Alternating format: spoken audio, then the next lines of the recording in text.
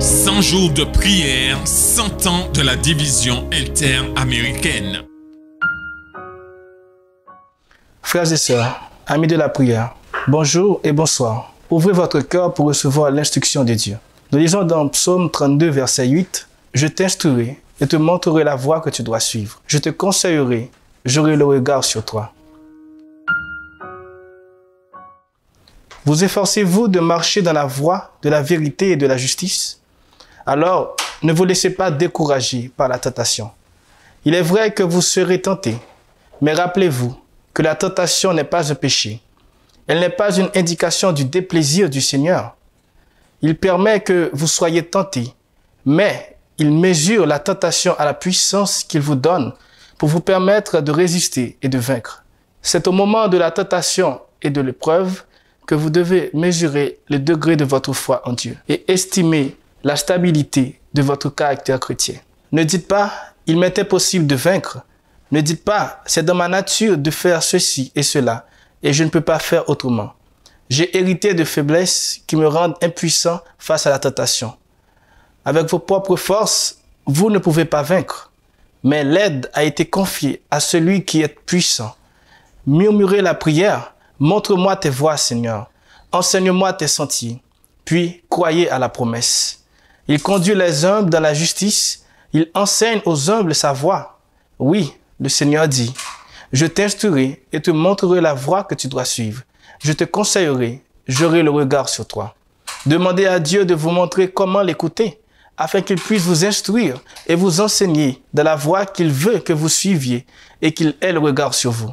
Priez pour les membres de l'Église vivant au Suriname. Priez pour qu'il y ait une croissance de l'Église, un engagement accru envers Dieu et le service, ainsi que la ponctualité et la régularité de la fréquentation de l'Église. Priez pour le conseil consultatif des directeurs de l'éducation qui se tiendra très bientôt.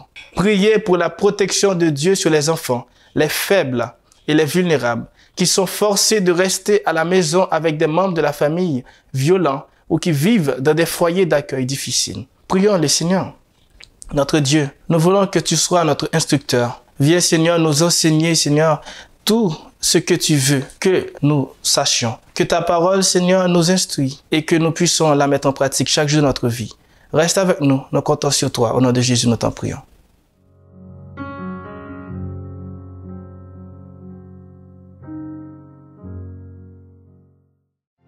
En 2022, nous célébrons les 100 ans de la division interaméricaine. Nous voulons fêter ça ensemble avec les programmes spéciaux que nous avons pour vous, en direct des médias sociaux de votre union. Rejoignez-nous. Sabbat 8 janvier, service de consécration. Vendredi 15 avril, service de culte familial. Mercredi 11 mai, service de réflexion. Et en octobre, ne manquez pas la grande célébration. Vous êtes une partie importante de notre histoire. Célébrons sa providence et affirmons nos valeurs. Rejoignez-nous le dernier jeudi de chaque mois pour le programme Leadership Talk.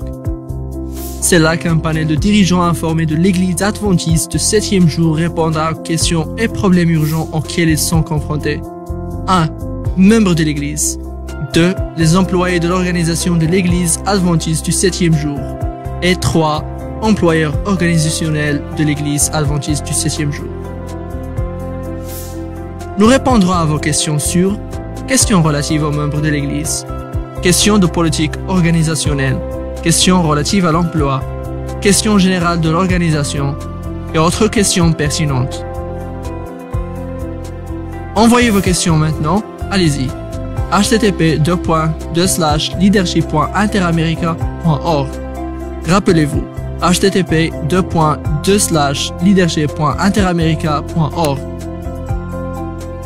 Leadership Talk est un programme de l'Église adventiste du 7e jour de la division interaméricaine.